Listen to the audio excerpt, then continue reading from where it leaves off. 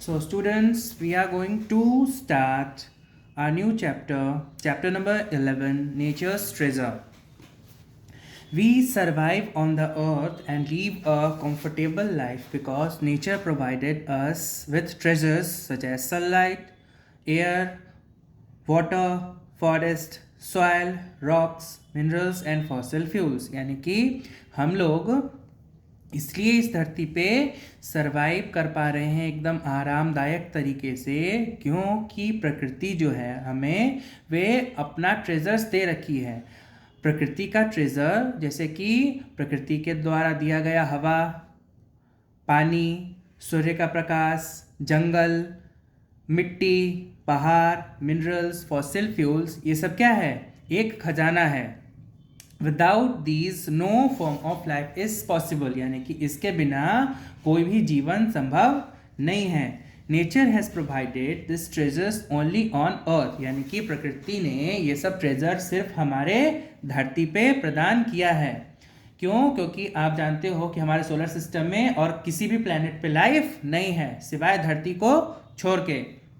This is why there is life on the earth and on no other planet, इसीलिए जो जीवन है सिर्फ धरती पे है और किसी भी प्लैनेट पे नहीं है। Resources found in natures that are necessary to sustain life are called natural resources, यानी कि वैसे रिसोर्सेज जिनकी ज़रूरत प्रकृति के द्वारा हमको दी गई है एक जीवन को अच्छी तरह से जी पाने में, उसको हम लोग नेचुरल रिसोर्सेज कह के संबोधित करते हैं। We use natural resources to make things such as houses, furnitures, vehicles, electrical gadgets, यानी कि हम लोग प्राकृतिक संसाधनों का प्रयोग बहुत तरह की चीज़ों को बनाने के लिए करते हैं। अब मान लो कि हमें घर बनाना है तो हमें प्रकृति के द्वारा दिया गया नेचुरल रिसोर्स लकड़ी चाहिए, जिससे कि हम अपने घर में फर्नीचर्स बना पाएंगे, हम अपने घरों के खिड़की दरवाजे इससे बना पाएंगे। Vehicles, electric gadgets that make our life comfortables, यानी कि ये सब चीज़ें जो कि हमारा जीवन आसान बनाती हैं, ये सभी चीज़ें हमें नेचर से ही प्राप्त होती हैं। This resources created by humans are called human made resources, यानी कि कुछ जो रिसोर्सेज होते हैं वो मानव द्वारा बनाए गए हैं, तो उनको हम ह्यूमन मेड रिसोर्सेज कह के संबोधित करते हैं। सबसे पहले हम लोग देखेंगे एयर, यानी कि हवा। Air is present all around us, यानी कि हवा जो है वो हमारे आसपास हर एक जगह पे मौजूद है। There is a blanket of air surrounding the earth called atmosphere, यानी कि हवा जो है वह एक चादर की तरह हमारे पूरे पृथ्वी पर फैली हुई है, जिसको कि हम लोग एटमॉस्फेयर यानी कि हिंदी में वातावरण कहते हैं। It extends up to the 1000 kilometre above the surface of the earth, यानी कि यह धरती के सतह से लगभग 1000 किलोमीटर ऊपर तक स्थित है। आपने अपने क्लासेस में पढ़ा होगा lithosphere, mesosphere, exosphere and so on. The society shows that we can not live without air for more than a few minutes, यानी कि जो ये एक्टिविटी है ये हमें दर्शाता है कि हम लोग हवा के बगैर एक मिनट भी नहीं रह पाएंगे। The part of air that our body needs is oxygen, यानी कि हवा का वो अंग जो कि हमें चाहिए होता है वह है oxygen. It is needed by our body cells to generate energy, यानी कि यह हमारे शरीर के सेल्स द्वारा इसकी आवश्यकता पड़ती है, जिससे कि हम लोग एनर्जी का निर्माण कर पाते हैं, ऊर्जा का निर्माण कर पाते हैं। From the food in the process called respiration, यानी कि जब हम श्वसन की प्रक्रिया करते हैं तो ये एनर्जी प्रोड्यूस होता है।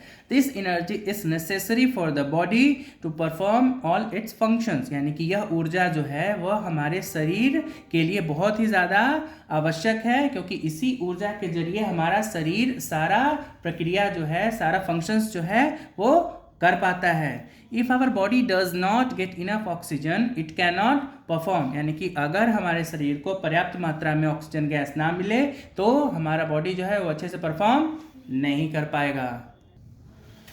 Most living things on earth need oxygen to survive, यानी कि ज़्यादातर जो जीवित चीज़ें हैं इस धरती पे जो मौजूद हैं उन्हें अपना अस्तित्व बनाए रखने के लिए ऑक्सीजन गैस की आवश्यकता पड़ती है। The air gets thinner when we go up, यानी कि अगर हम ऊपर की ओर जाते हैं तो हवा जो है वो पतली होनी शुरू हो जाती है। 99% of the air is found up to a height of 30 kilometre, यानी कि 99% जो हवा है वह जमीन से, सी लेवल से, समुद्र के लेवल से 30 किलोमीटर ऊपर तक पाई जाती है, above the surface of the अर्थ। अब हम लोग पढ़ेंगे कॉम्पोजिशन ऑफ द एयर, यानी कि जो हवा है उसमें किस गैस की मात्रा कितनी है। Air is a mixture of gases mainly containing nitrogen, oxygen, other gases, यानी कि हवा जो है वो एक मिश्रण है सभी गैसेस का, जिसमें कि हमारे वातावरण में नाइट्रोजन गैस जो है वो 78% है और ऑक्सीजन जो है वो 21% है और बाकी 1% में बाकी के अदर गैसेस आ जाते हैं। इनमें कार्बन डाइऑक्साइड और अदर गैसेस मौजूद हैं, ठीक है। Varying quantities of dust, smoke, water vapours are also present, यानी कि अलग अलग मात्रा में धूल, धुआं और वाटर वेपर मौजूद हैं। The amount of these in the air varies from place to place, यानी कि जो मात्रा है इनकी हवा में वे जगह जगह पे निर्भर करता है, जैसे कहीं ज़्यादा भी हो सकता है, कहीं कम भी हो सकता है। Besides oxygen, the oxygen gases in air are also important, यानी कि जो ऑक्सीजन के अलावा बाकी गैसेस जो हैं उनकी भी आवश्यकता पड़ती है, वे भी महत्वपूर्ण हैं। Carbon dioxide is used by plant to prepare food, यानी कि कार्बन डाइऑक्साइड का प्रयोग पेड़ पौधों द्वारा किया जाता है अपना भोजन बनाने के लिए। Nitrogen is important for the growth of plant, यानी कि नाइट्रोजन जो है वो आवश्यक है प्लांट की वृद्धि में। ये जो गैस है वो प्लांट को बढ़ने में सहायता पहुंचाता है। उसके बाद है wind. Moving air is called wind, यानी कि चलती हुई हवा को हम लोग विंड कहते हैं। When the wind blows slowly it called a breeze, यानी कि जब हवा जो है वो धीमी गति से चलती है तब हम उसे ब्रीज कहते हैं। When it blows very fast it is called gale, और जब ये बहुत ही ज़्यादा तेज स्पीड से चलती है, रफ्तार से चलती है, तो हम इसे गेल कह के बुलाते हैं। When the wind moves with great speed and is accompanied with rain or snow it is called storm, यानी कि जब हवा जो है वो बहुत ही ज़्यादा स्पीड से चले और इसके साथ बारिश भी हो या फिर बर्फबारी भी हो तो इसे हम स्टॉर्म कहते हैं। Strong gales and storms can cause a lot of damage, यानी कि ये जो गेल और स्टॉर्म होते हैं ये बहुत ही बड़ी मात्रा में क्षति पहुंचाते हैं मानव सभ्यता को। They can even uproot trees, यानी कि यह इतने बलवान होते हैं, इतने स्ट्रांग होते हैं कि यह पेड़ को उसके जड़ के समेत उखाड़ फेंकते हैं। This shows the power of wind, यानी कि यह हवा की ताकत को दर्शाता है। Let us make a pin wheel that uses the power of wind to rotate.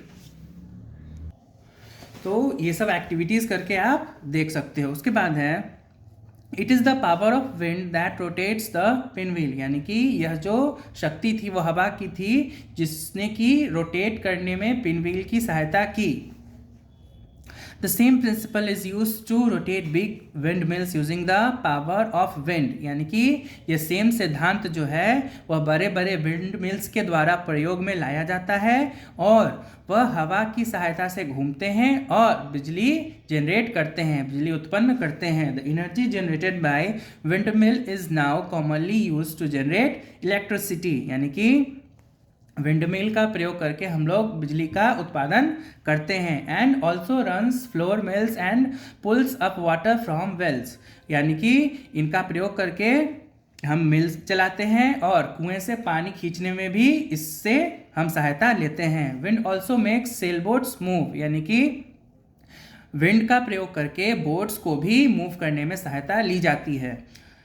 Other use of air, air is important in other ways too, यानी कि हवा जो है वो बाकी वेज में भी हमारे लिए महत्वपूर्ण है। It helps in the pollination of several flowers and dispersal of seeds, यानी कि हवा की सहायता से ही जो पेड़ों के बीज होते हैं वो एक स्थान से दूसरे स्थान तक जाते हैं। जो छोटे छोटे हल्के बीज होते हैं वह उड़कर हवा के माध्यम से बहुत ज़्यादा दूरी तय करते हैं। It plays a important role in the water cycle, और जो वाटर साइकिल है उसमें भी अपना ये महत्वपूर्ण अंग प्रदान करते हैं।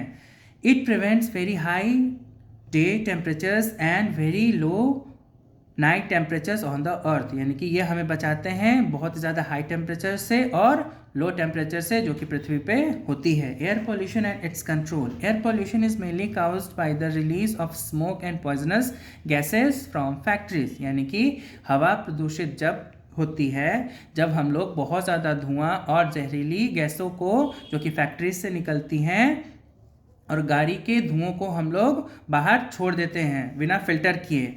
When fuels such as coal or oil are burnt in the factory, or when petrol or diesel are burnt in vehicles, the poisonous gases given out pollute the air, यानी कि जो फैक्ट्रीज में कोयला जलाया जाता है या फिर जब हम लोग अपने गाड़ी में पेट्रोल या फिर डीजल जलाते हैं तो उससे कुछ जहरीली हवाएं निकलती हैं जो कि हमारे हवा को बहुत ज़्यादा पल्यूट करती हैं, गंदी कर देती हैं। Some methods of controlling air pollution are, यानी कि कुछ प्रक्रियाएं हैं जिनका कि उपयोग करके हम पॉल्यूशन को कम कर सकते हैं। सबसे पहला है planting trees reduce air pollution as tree absorb some harmful gases, यानी कि पेड़ों के पास ये क्षमता होती है कि थोड़ा बहुत पॉल्यूशन जो है वो एब्जॉर्ब कर लेते हैं और हार्मफुल गैसेस को थोड़ा कम कर देते हैं। Installing air pollution control devices, यानी कि अगर हम एयर पोल्यूशन कंट्रोल डिवाइसेस को इंस्टॉल कर दें फैक्ट्रीज में जिससे कि धुआं कम हो, पॉइजनस गैस जो रिलीज़ हो रहा है वो फिल्टर होकर रिलीज़ हो, जिससे कि हमें बहुत ज़्यादा सहायता मिलेगी। Using smokeless fuels which such as CNG and LPG, यानी कि हमें ऐसे फ्यूल्स का प्रयोग करना चाहिए जो कि धुआं नहीं करते हैं, जैसे कि CNG जिसको कि हम लोग कंप्रेस्ड नेचुरल गैस बोलते हैं और LPG यानी कि liquefied petroleum gas. Using electrical vehicles as they do not emit poisonous gases, यानी कि ज़्यादा से ज़्यादा हमें इलेक्ट्रिक व्हीकल्स का प्रयोग करना चाहिए। क्यों? क्योंकि वो जहरीला धुआं नहीं छोड़ते हैं।